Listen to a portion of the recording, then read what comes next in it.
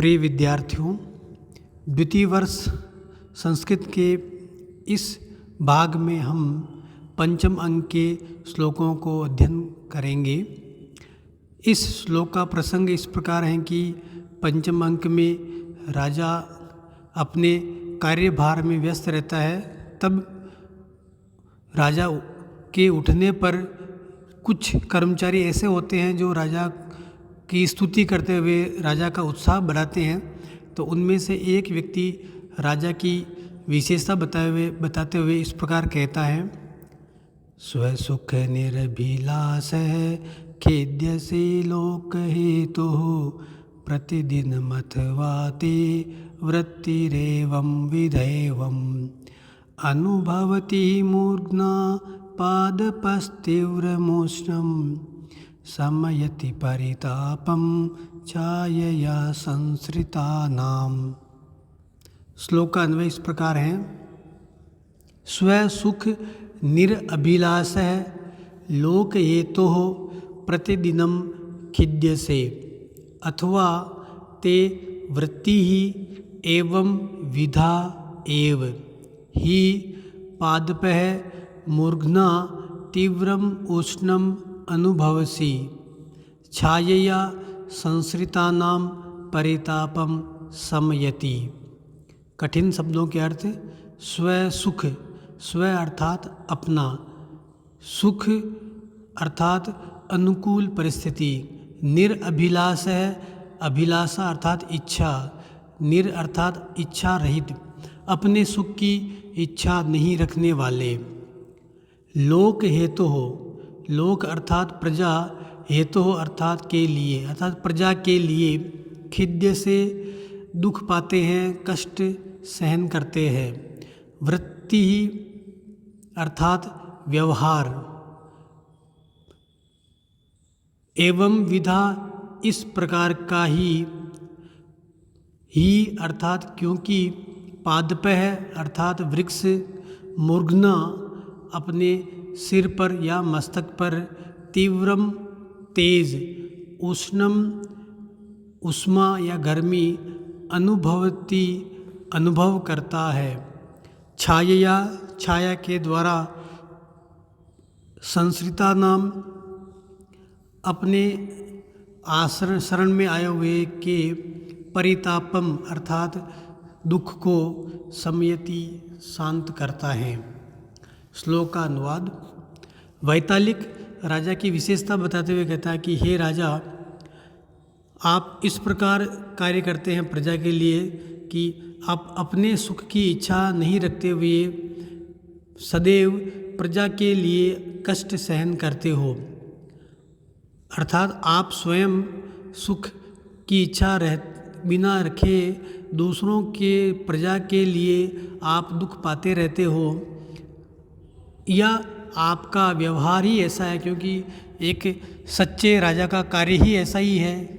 जैसे एक वृक्ष अपने सिर पर सूर्य की प्रचंड उष्मा को सहन करता है, परंतु अपने शरण में नीचे आए हुए व्यक्तियों को छाया देकर उनके गर्मी को, दुखों को दूर करता है। तो यहाँ पर कवि ने राजा की तुलना एक छायादार वृक्ष से की है कि जैसे छायादार वृक्ष अपने ऊपर स्वयं गर्मी को सहन करता हुआ नीचे छाया में आए हुए को शांति और सुख देता है, वैसे ही एक राजा भी प्रजा के हित के लिए निरंतर कार्य करता हुआ, स्वयं सुख की इच्छा नहीं करता हुआ, दूसरों प्रजा के लिए सुख का प्रयास करता है।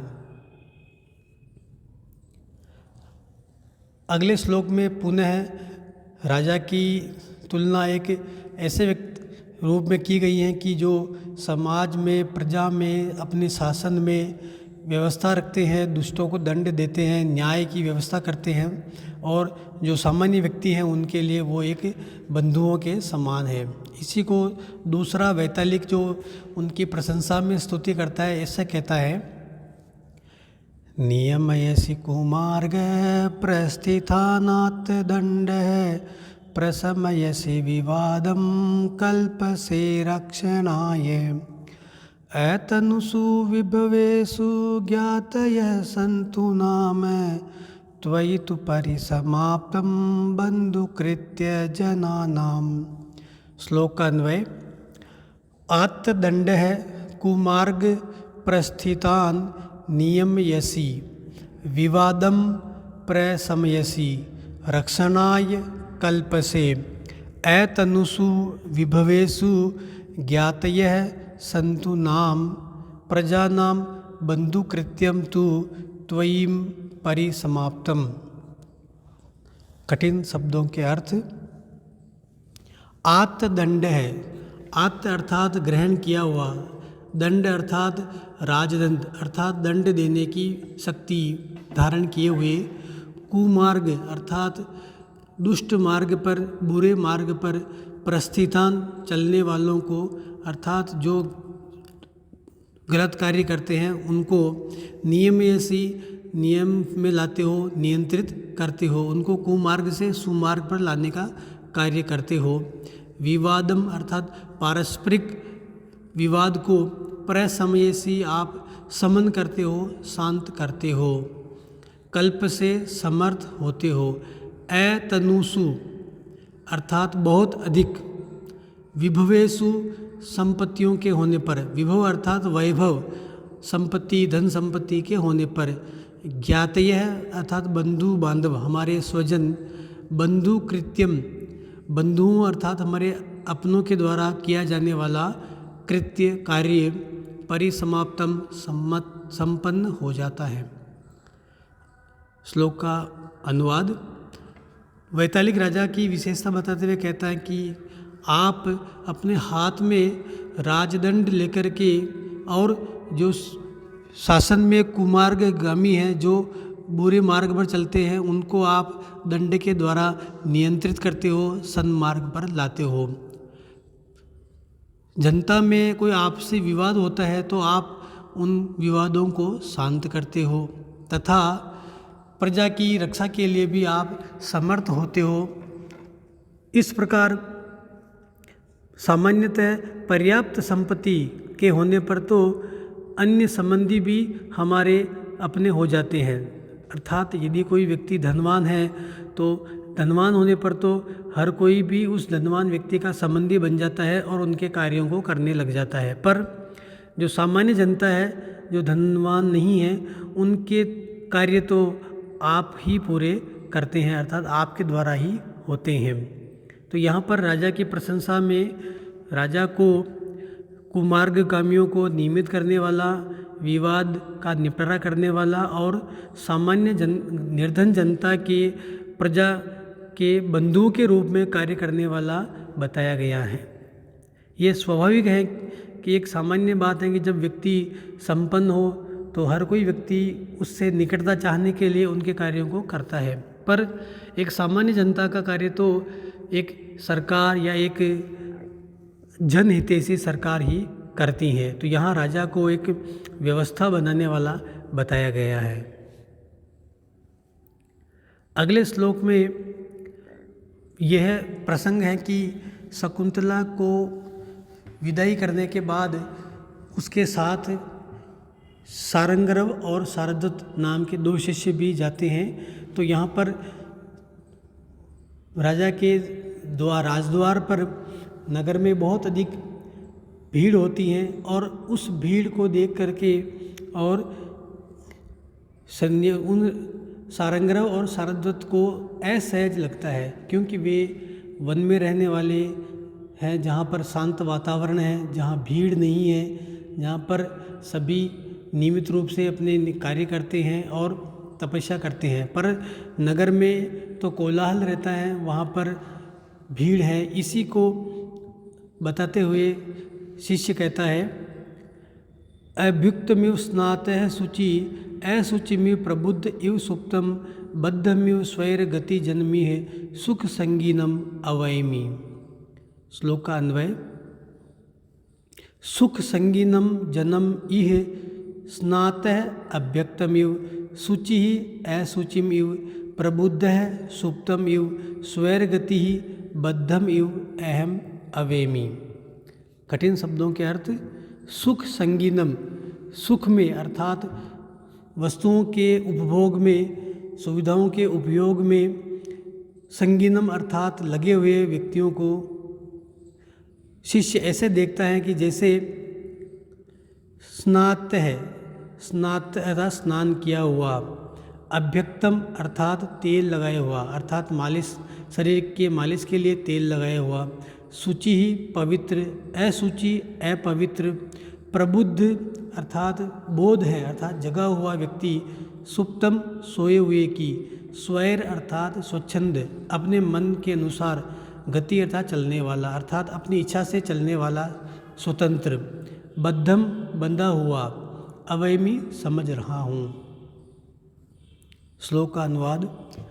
यहाँ नगर में जनता को सुख सुविधाओं में लगे हुए वस्तुओं का उपयोग करते हुए देख करके और कर्म का शिष्य जो वनवासी हैं, तपस्या करता है, वो उनको ऐसे देख रहा है कि जैसे वो स्नान नहीं किए हुए हैं, अपवित्र हैं, बंधे हुए हैं, और वो मानता है कि ये सब विषय भोग में लगे हुए हैं। अतः उनकी दृष्टि में ये लोग शुद्ध नहीं हैं, विषयों से बंधे हुए हैं, वस्तुओं से बंधे हुए हैं, इनके स्वतंत्र नहीं हैं और इनका मन शुद्ध नहीं है। इसी को बताते हुए कहा है कि मैं विषयों में इन लगे हुए व्यक्तियों को ऐसे देखता हूँ जैसे स्नान किया हुआ व्यक्ति तेल लगाए हुए व्यक्ति को समझता है, या पवित्र व्यक्ति अपवित्र को समझता है, अथवा कोई जगा हुआ व्यक्ति सोए हुए को जैसे समझता है, वैसे ही मैं स्वतंत्र गति वाला,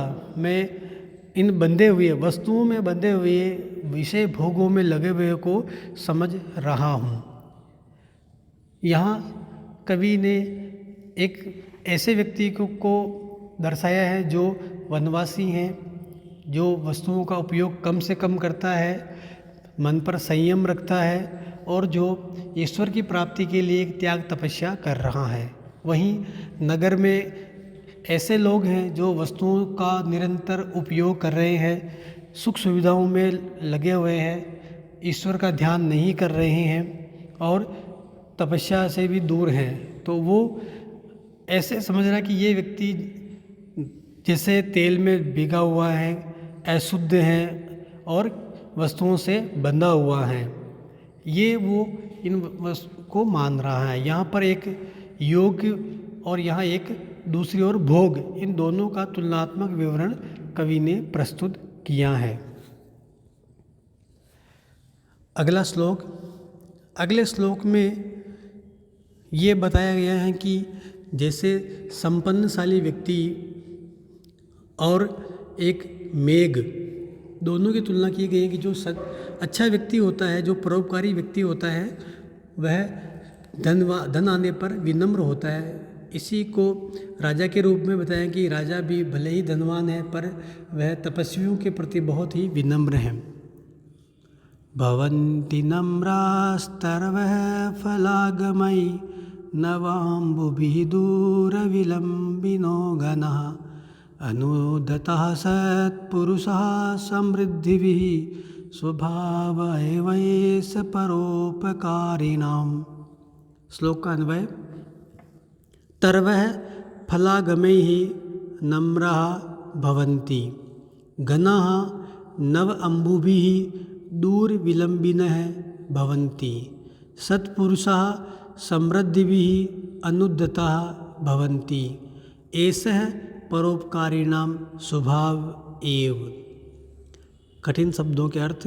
तरवह अर्थात वृक्ष, फल आगमय अर्थात फलों के आने पर, नम्रः नम्र नीचे, भवन्ति हो जाते हैं अर्थात झुक जाते हैं, घनः अर्थात घन अर्थात मेघ बादल, नव अम्बुभी नव अर्थात नए, अम्बुभी अर्थात जल के द्वारा,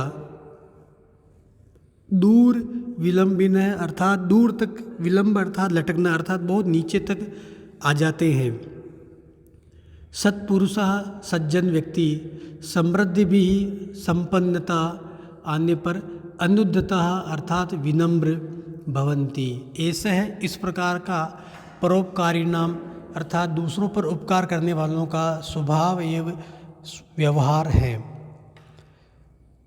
भाव श्लोक का अनुवाद कि राजा को विनम्र देख करके और वो कहते, शिष्य कहता है कि जैसे वृक्ष फल आने पर अपने आप ही नीचे झुक जाते हैं, उनकी शाखाएं नीचे हो जाती हैं, जैसे मेघ नए जल से होने पर, बहुत पानी वाले होने पर आकाश में धरती की ओर नीचे आ जाते हैं, इसी प्रकार सज्जन व्यक्ति यदि संपन्न हो जाता है, संपत्ति आ जाती हैं, तो वो भी विनम्र होते हैं, वो झुक जाते हैं। यह परोपकारियों का स्वभाव ही है। इसके विपरीत जो दुष्ट व्यक्ति होते हैं वो संपन्न होने पर बहुत कठोर हो जाते हैं। तो यहाँ पर परोपकारियों को वृक्षों के समान और नए जल वाले मेघ के समान बताया गया है। धन्यवाद।